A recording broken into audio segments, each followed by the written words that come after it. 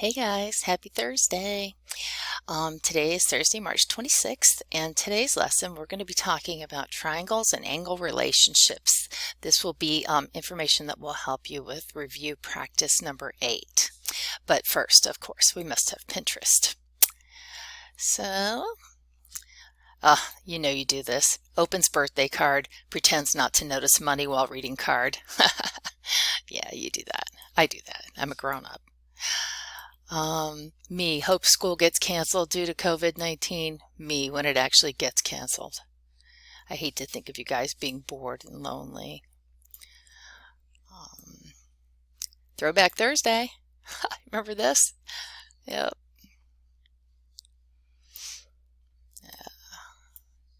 One day you'll be able to tell your grandkids, I survived the great toilet paper shortage of 2020. Yeah.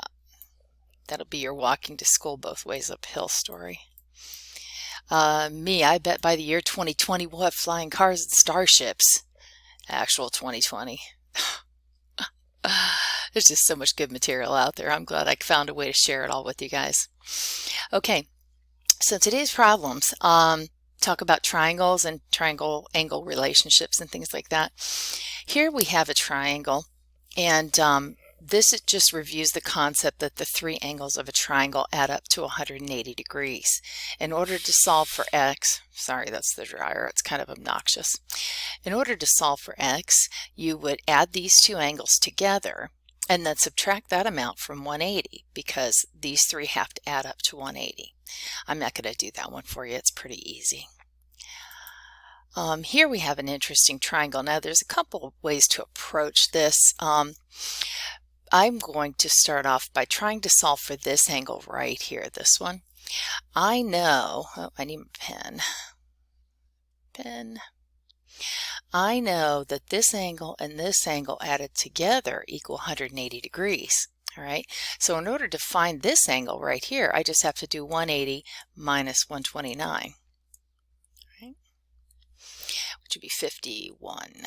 All right, so I know this angle is 51 degrees, and I know the three angles of a triangle add up to 180. So now that I have this angle here and this angle here, I add those two together and then subtract that amount from 180 to find this one. Okay. All right. Next, this one's very similar problem. This one's kind of interesting. This is based on the law. There's a math law that says that this angle formed here is always going to be equal to the other two angles of the triangle added together. And I'll show you why that is. I never remember that law is there, so I always kind of rediscover it accidentally on a problem like this. What I would have done is I would have tried to figure out how much this angle is here. So I know these two are 52 and 71. So it gives me 123. So this angle is whatever is left of the 180. So the three angles of a triangle add up to 180. Subtract the two we know.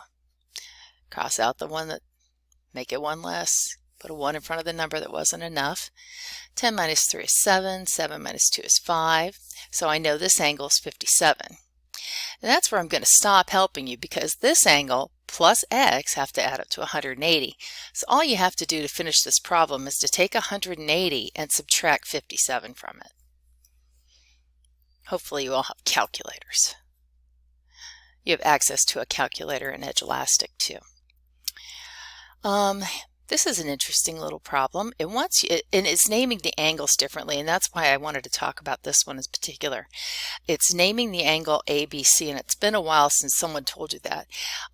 A, B, C, you follow the letters in order, and the middle letter is always the one, the middle letter is always the angle that you're talking about, okay?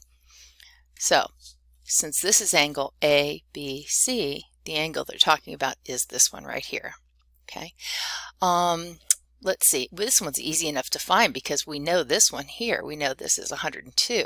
So all we really have to do is 180 minus 102, 78.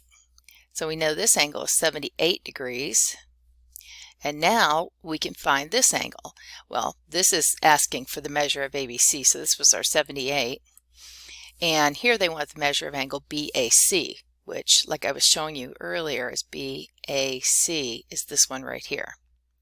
So now to get this one, we would add these two together and then subtract that number from 180 to find the third. Not too bad. Okay. And this one is the last example for today. It says a figure with parallel lines M and N is shown. What is the measure in degrees of angle B? Well, I notice here, first of all, they told you that M and N are parallel, so you can use your laws of parallels cut by a transversal to solve for this. If this angle up here is 39, why does this dumb pen keep doing this today? This angle here is alternate exterior with angle 39. Notice they're both on the outsides of the parallel lines and they're on alternate sides of the transversal. So that means that this angle right here is also 39 degrees. Okay? And this little thing here tells you this is a 90 and B is the third angle in the triangle.